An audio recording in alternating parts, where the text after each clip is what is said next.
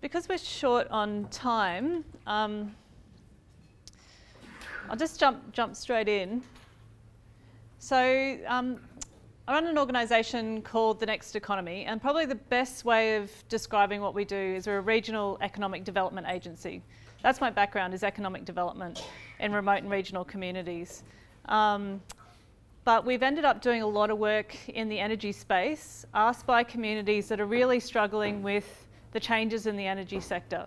So either places where they're facing the phase out of fossil fuels, or a closure of an electricity plant, coal-fired electricity plant, and usually there's a huge uptake of renewable energy. And communities are really scrambling to try and understand that. So a lot of the work we do on the ground is at the request of mostly local governments. Not so much, I haven't done any work with LALCs, for example, but regional councils sort of saying, how do we even understand what this is, what's happening? What are our options for taking advantage of these changes, and how do we plan for that? So most recently we completed a 10-year transition plan with the Gladstone Regional Council. And it wasn't just about energy, it was like there's all this heavy industry here, how is it going to adapt and decarbonise? As we do that, what's the infrastructure that needs to be set up? There's not enough workers for the projects that are being planned. So how do we actually look at building the local workforce so local people can benefit? What are the services and infrastructure that need to be set up? And what are going to be the environmental impacts, and how do we actually protect the environment as things change? So a bit more of a holistic approach to how we manage this energy system. But similar to what Jonathan was talking about, we've learned that it's not enough just to work community by community. There's power in actually connecting communities up and helping them advocate and share the lessons of what they're learning to influence policy. Because right now, like a few people have said it, there's an opportunity like never before to influence the policy that is being written right now. So there is an opportunity here to influence how development gets done in a different kind of way. So we're trying to actually elevate some of those voices to actually get into Canberra or to Sydney or to Brisbane to shape how those decisions are being made. Also, the other interesting thing, and this goes back to the power you've got in this room, is there's so much pressure on investors right now and banks to do the right thing. Different to mining in that we need to build out this energy system, but they are really scared right now of community opposition, of not getting this right. The government is scared of it, and companies are scared of missing out on the opportunity to do these developments. So there's an in to have a different conversation about where that money goes and how it's spent and what's being invested in. So generally, I'm going to, I think, probably present something that's quite simple based on the conversations we've had, but maybe it'll serve as a kind of summary. And then the next two speakers are going to get into some concrete examples of what this looks like in practice. But I'm going to just try and break down what do we mean by economic development opportunities in a simple kind of way. Usually, when we talk about the economic opportunities in the energy sector, and you hear this on the news and you hear it from the Prime Minister, it's kind of this renewable energy superpower. We can process minerals here and ship them overseas. We can start manufacturing things. We can make, renewable energy parts potentially. So it's all these big manufacturing kind of opportunities that we could do if we can actually build out the renewable energy that we need. But how do we translate that down to a regional level? Because I think it's a very different picture in the region that we're talking about here. So I think we need to think about it at three levels. So what are the economic opportunities at an individual or household level? They're very different economic opportunities if we address the energy issues from a community energy level, which is the examples we just heard about, community-owned renewable energy projects. And they're different again to if you think about big companies coming in at an industrial scale. They're completely different challenges. They need completely different strategies and approaches if you're going to capture those benefits moving forward.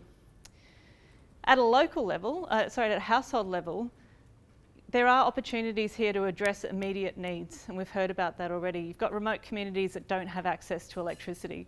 How is that possible in a country like Australia with so much wealth? So we can install solar panels on roofs. We've had programs like Bushlight in the Northern Territory that have been incredibly successful in the past. So And as we know, and we've talked about, there's all sorts of barriers at the moment around getting rooftop solar on social housing, but there are ways that that can be done. What we don't talk about, and I haven't heard anyone talk about today, is also if we treat this as an opportunity to address housing issues, we can be starting to look at things like energy efficiency and improving housing and lobbying for that, not just solar on rooftops. And then thinking about how you link that access to energy, cheaper energy, to actually support economic activities like small and medium-sized enterprises in local communities. So we heard the negative impacts of blackouts on the local store and all the food spoiling. If you had access to reliable, cheaper energy, what could that enable in terms of things like processing up in Northern Territory, processing native foods and botanicals there on country rather than just taking that out? But the bigger question then is, this actually, it offers a particular opportunity to own the energy directly from there. So that's one way of thinking about it, just at a household level. The next level up is community-owned energy, and we just heard lots of really great examples of what that could look like. And I was lucky to be involved in probably a very early example of a community-owned energy project on Guamu country, Cooma, near Cunnamulla, with Engineers Without Borders, where we built a medium-sized solar to help deal with a $6,000 a month power bill back in 2008 because they were end of the electricity line. But we did it in a way where we trained up young guys who got different kinds of certificates around construction. So there was training opportunities. The money that they made, there was a high feed-in tariff at the time, so they didn't just clear their electricity bills, they actually started making money out of that project. That went back into the development of the country that they just got through an IPA, through IPA. And then there were ongoing opportunities for traineeships out of that. But I guess what we've been talking about mostly today is the idea that you're going to have very large companies coming in and building very large solar and wind projects, transmission lines. That's a very different kind of situation. And that's where a lot of the questions I'm hearing are coming in. What is the power that we have to negotiate? How do we get on the front foot and determine what our power base is to actually frame up what we want and how we want this to happen before they actually get here? And that's the sort of stuff that Michael was talking about. The rocket is coming through. How do you get ahead of that to actually take advantage of it? So payments, even something as simple as landholders, they have to negotiate with landholders around payments, each company coming in. But everyone signs non-disclosure agreements. So that goes back to the point that was just made in the last session around how do you build the legal and the advice and support so you can actually make sure that you're getting a fair deal around that. Is there a way to join forces around that rather than everyone starting to compete with everyone else? We've talked already about the potential for not just payments ongoing, but actual equity shares and how that could actually grow over the time with the value of the companies. Community control funds, we just heard from Justin, like it's just assumed that these community funds are being set up. It is all voluntary. There is no regulation around this. But companies are saying we have to put our money somewhere because otherwise we're going to get pushback from communities. So do you just set up lots of little funds with each company that comes through and each LALC has their own fund? Or is there a way to combine funds to actually do things longer term? And that's the question in Gladstone right now. The PCCC there, the Port Curtis Coral Coast Trust, the PBC, they've been completely dependent on fossil fuel royalties. Now, they can see that they're not going to be able to depend on that forever, but they're not getting the same sort of financial returns from the renewable energy companies coming in. So they're thinking long term, we need to get on front of this and go, what's our economic vision? What's our priority list for investment across the entire region? What are the big pieces of infrastructure that we can play these companies off against each other and get like some really serious funds in to invest in long-term economic returns rather than just throw money at the football club or put some solar panels on the health service and that's it. Jobs, training and procurement opportunities. We've already talked about the fact that somebody asked a question before around companies not living up to what they've committed to. Classic. They can set a quota saying we'll give 50 jobs to Aboriginal people. And then they can turn around and say, well, we didn't find 50 people, or they didn't have the right qualifications. How do we get in front of that? So an example that's already been talked about is, we've heard that there's people with different certification, there's electricians here. And in Canada, it was the Navajo guys who set up their own construction company so they actually can compete for tenders from there. In Queensland, they did that. The Queensland government set up the CleanCo as its own company with its own ethics around that then gets priority around different kinds of tenders. Can that be done in this region in a different way? That takes long-term thinking, it takes investment, but there is money to invest if you give people something to invest in right now. Upgrading facilities, I've already talked about that. There's opportunities around infrastructure, housing, health services. One of the biggest things that came out of the Gladstone project was them saying you're not going to get workers in the region because at the moment nobody can have a baby at the local hospital.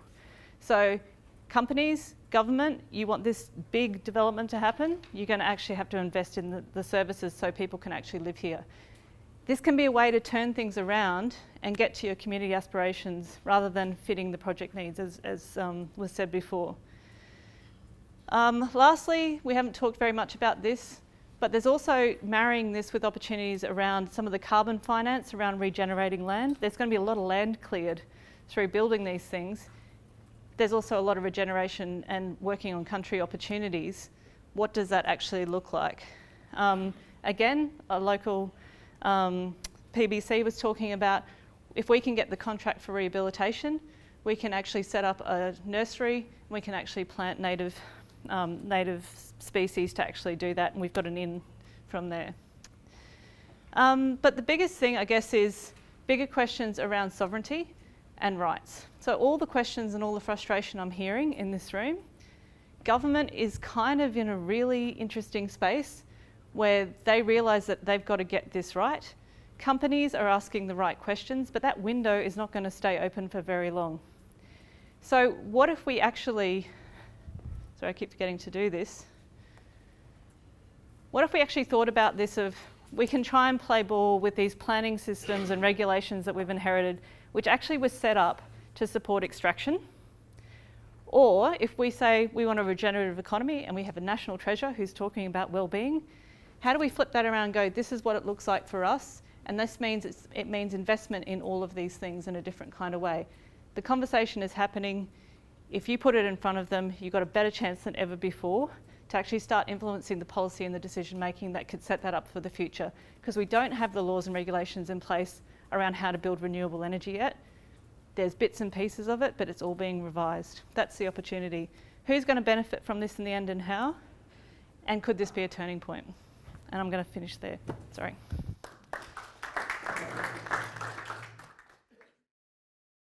Thank you so much for having me here today. I come from Biripi country, mid-north coast of New South Wales, and I drove here. I travelled through lots of people's country, and it gave me a real appreciation for the place that we're in today. Thank you for having me. I'm really here to listen because I'm interested to know what it's like for you thinking about renewable energy and trying to understand how you might get involved in that journey.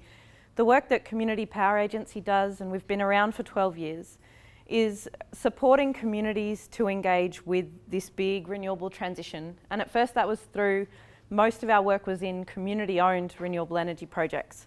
Since then we've branched out. We've realised that we actually have a pretty unique vantage point, a unique understanding of the social aspects of the relationships that happen between communities and renewable energy projects. And so we've taken some of that knowledge and that learning, and we're helping to translate between communities, industry and government.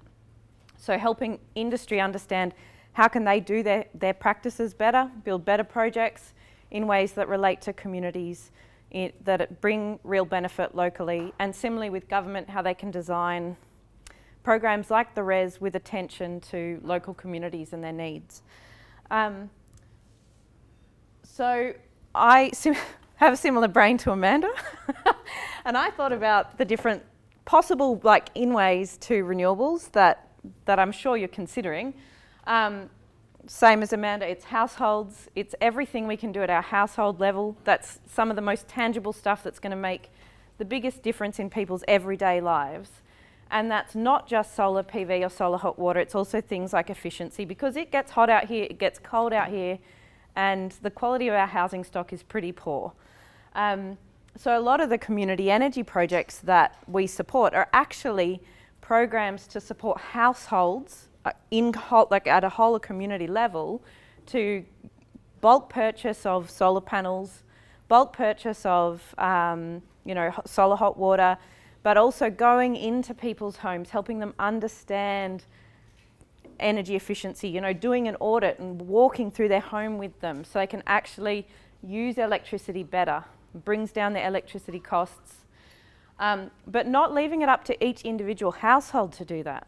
If you as a community approach that through a community energy project, then you're able to support households to understand. There's a lot to try to get your head around.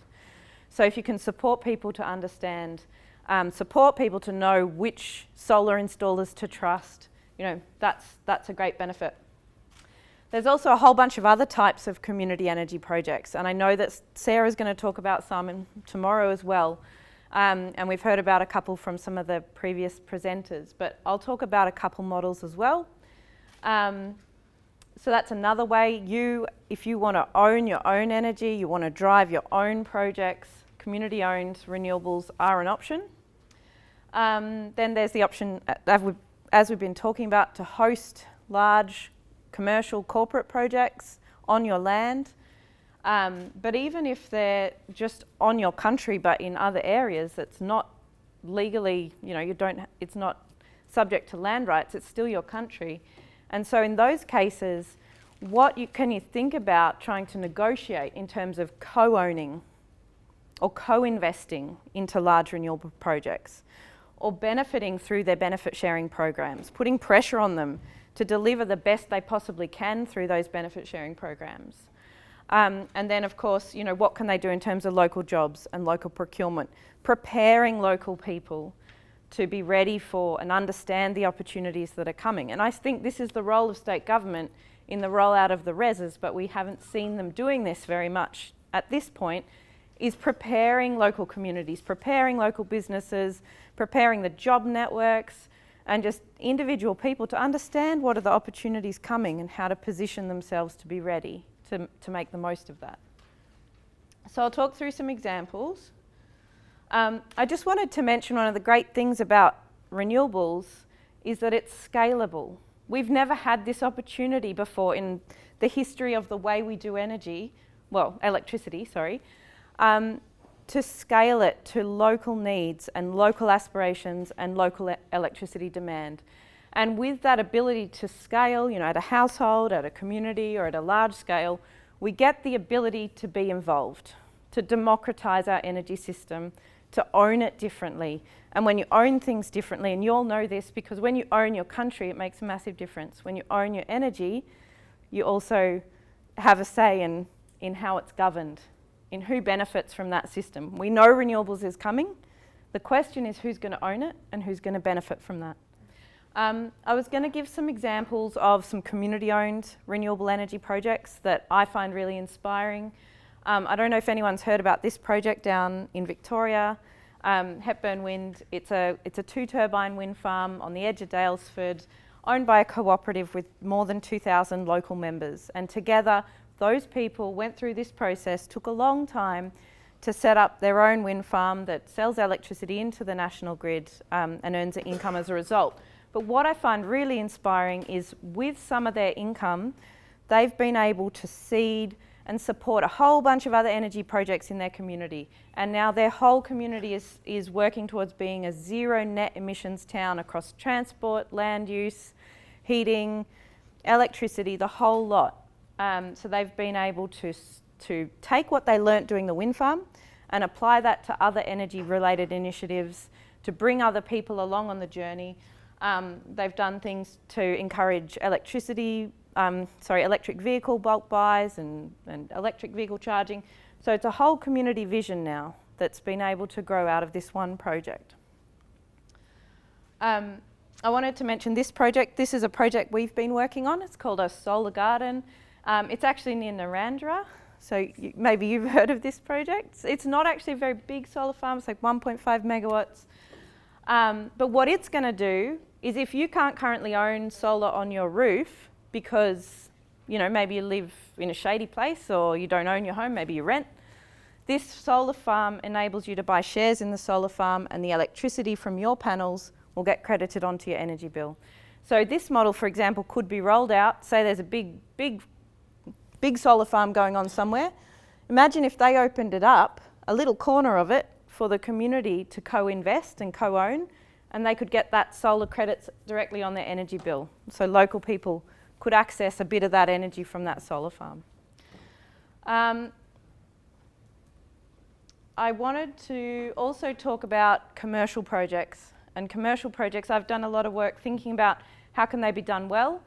And for me, it boils down to two main things: the process that they go through, how they build relationships and trust and genuine respect, how they do their engagement, and the other thing, how they deliver good outcomes, how they deliver benefits in the local community. And if local people feel like, okay, yeah, our landscape's changed, but it's okay because we've been involved and we know that we're benefiting in this and this way. So if they do those two things well, that's when a project can go well. That's when they get social license. If they don't do those two things well, that's when it goes pear-shaped in the local community. But what that actually looks like on the ground, you know, there's a lot of different practices in the industry. I won't talk through all of these examples, but I did want to just mention this is the norm that's coming up in the industry in terms of what they call benefit sharing. It's a per megawatt rate. These are the industry standards. This is what you should be negotiating for as a bare minimum, and then go up from there. Yeah, $250 to $800 per installed megawatt. That's the sort of what's emerging as a norm across the industry.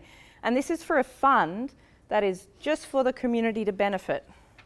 And that fund should be, the community should be deciding where that money goes, and you all should be getting involved and saying, we want to be deciding where that money goes. And these, when you do the benefit sharing, it can go to what it should be going to helping you achieve your local aspirations, what you've identified is important and needed in your community. And I just wanted to mention this one example. It's from the northwest Tasmania, where a wind farm's worked with the local mob there. They've built a visitor centre for the wind farm, but it's also a whole cultural history of the local people that curated by the people, local mob themselves. It's a beautiful centre. Once a year they hold a really big celebration. They have yarning circles with the old people and the young people, and they bring everyone together to celebrate culture, but at the wind farm too. So it's just a really good example when you approach benefit sharing from the perspective of we want to do something really big and meaningful, and not just, and in partnership with local people, not just, you know, chuck money at the footy club, even though that might be useful too. All right, I'll leave it there.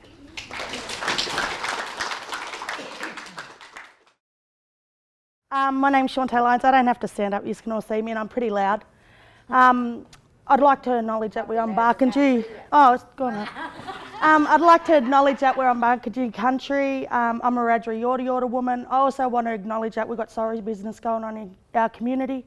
We lost Auntie Raylene Williams, and she was a very prominent person in the community, so I'd like to acknowledge that. I suppose I'm here to yarn to you about how I engaged in my community, and then probably the employment side as well. So what happened is, was it 15 months ago? Feels like only yesterday. I met Justin, and he come down and met with our elders down there, and me and Jodie started the initial engagement. I don't know about all the mob here, but down in Narrandera, we've got a lot of barriers down here. We don't have a lot of services. We've got a lot of drug and alcohol in our community. Got a lot of barriers that we needed to hurdle before we could actually get people trained and out at the solar farm. So it probably took us about 6 months to set up pathways with providers, set up pathways with birth, deaths and marriages, set up pathways with training organisations that should have been provided to our community but haven't. And I think that's probably the biggest thing that I've noticed over the last 12 months is that all of these services and providers that should have been provided to my community, they haven't done for 6 or 7 years. Our mental health in the community is running rampant, all the chronic disease. we don't have health there. So all those other problems that come with Aboriginal people, I guess our community face. And I think what the engagement through Beon I could do was that I worked on kind of every bit of that and got people, and I suppose with my role I could probably help and support with that, but we could also employ people out at the solar farm. We initially had, there was 70, remember? 70. We had about 70, about 40 of them were elders, they just sticky beacon. But we end up with about 25 out at the solar farm. Hey? Oh, yeah, sticky beacon, that's what they were making sure they were doing the right thing, so that's a good thing, the initial phase of it was like the training. You know, our people's self-esteem lately in community isn't doing that well, so building our people up so that they could come out. Our social skills aren't that real good in Narrandera, so we build up people's social skills, you know, them to be going out there, working on a solar farm, working with other nationalities that maybe they never did ever work with before. So we worked at that. Why is that there? What else did we do? We done heaps of stuff. Self-esteem. We done training. So we've got there's probably 2 or 3 Kooris out there. Belle, we run her through our Women in Solar. We probably had about 8 or 10 in our Women in Solar, and probably 6 or 7 of them were Aboriginal Kooris. But Belle's out here. She's a mother of 4. Turned her life around. Never had a job in her life. She's working out at the solar farm now, thriving. She's asking for Shepparton, to go down to Shepparton with Beon or to follow them through to other projects. But I think the biggest thing about this initiative with Beon is that Beon followed through. When they come to our community, Justin never made promises that he couldn't keep. And I think that's a big thing in community. We constantly get government and we constantly get companies coming out to our community offering us things that they never come through on.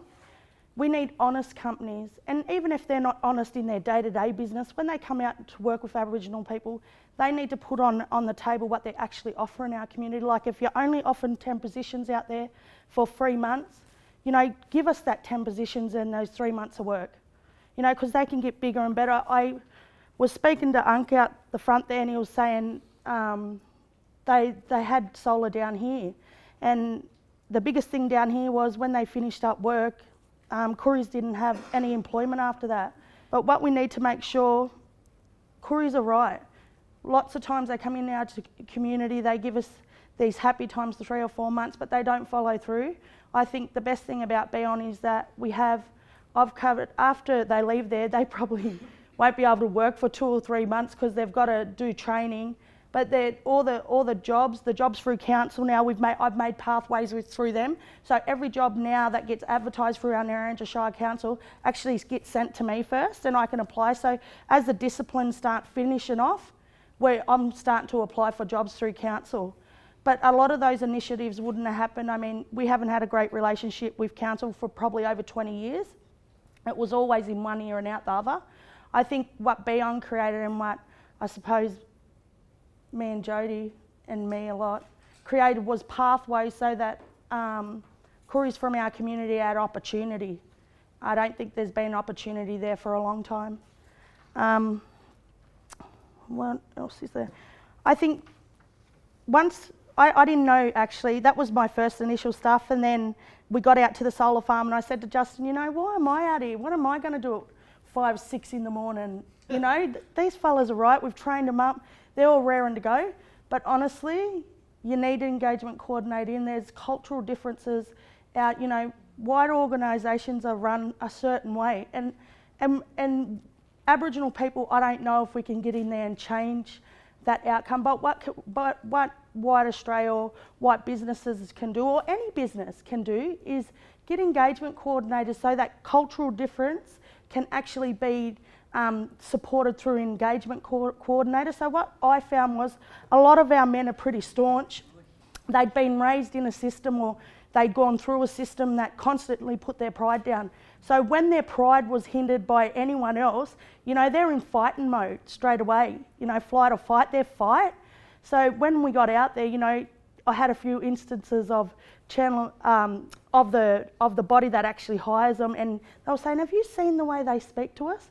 But because I was out there, I could explain to them how this process works. It's not just you, brother. It's how this is the process of it, and then explain it so that they understood it, but also understood that that cultural business and stuff that was going on in our community, that they could be separate but run alongside each other, so that they still were men, but sometimes you've got to do your job as well, and I think goes hand in hand.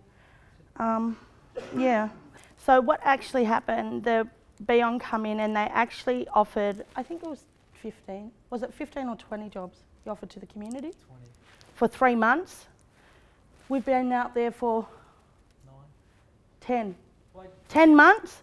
So the promises were the promises that Beon could actually uphold. So they offered 10 position or 20 positions, and they see for 3 months. We've been out there for nearly 8 or 9 months. But what it is Aboriginal people that are out there, they created their own relationship with Chandler McLeod, who actually look after all workers on site. So Beon don't actually look after them, a contractor does. So what happened was, most of our locals build up relationships with Chandler, and what Chandler does, it doesn't just only work on solar farms. They've got jobs. They've got a Chandler McLeod office in Griffith. There's a lot of Chandler. They look after like 35,000 people. So it gives our people an opportunity to go and work, maybe not in the construction sector, maybe driving a forklift. Yeah, you can. Did I answer it wrong? No, yeah, that's good. Okay. I just wanted to add, in terms of these construction jobs, they are short term, and the way we frame them it's about getting people back into employment. So these are long-term unemployment. People are facing barriers to employment, and what we've found is once they get back into the workforce, like a couple of examples that Shaurntae gave, they want to get ongoing work. So they can go to other solar projects. They're very employable because they've demonstrated that they can work 55, 60 hours a week consistently. They'll get a reference. They'll easily get a job on another solar farm if they're prepared to travel or in their community. And I suppose the other thing just to mention is these are solar farms. So once solar farms are built, there's very few jobs in operations and maintenance. But the projects they're talking around for this region in the southwestern zone, a lot of them are going to be wind projects. And the wind projects are not as many people in construction, but once it's up and going, you have a lot of ongoing jobs. So I recently was speaking to the chair of the Clean Energy Council about this, especially about this renewable energy zone, and the fact that a lot of these projects now are in the development pipeline. They're going to be 4 years away. Once they're built in 4 years' time, they're going to want qualified technicians to build it. So the engagement process now is identifying those jobs and putting people, these companies should be sponsoring people to go through the training. And so that when the project's up, you've got 30 or 40 locals can get ongoing jobs. That's going to be a real benefit for this region. Our mobs in every community in Australia we can fix our own problems. It's been given the resources and the ability to do that. I think people are long forgotten in these past where black fellas are too uneducated or they don't know what's going on in the community. Don't matter how uneducated a black fella is, they still know what's going on in their community. They still know how to fix that community. We just need the resources to do it. Oi, all right, see ya, slap them up.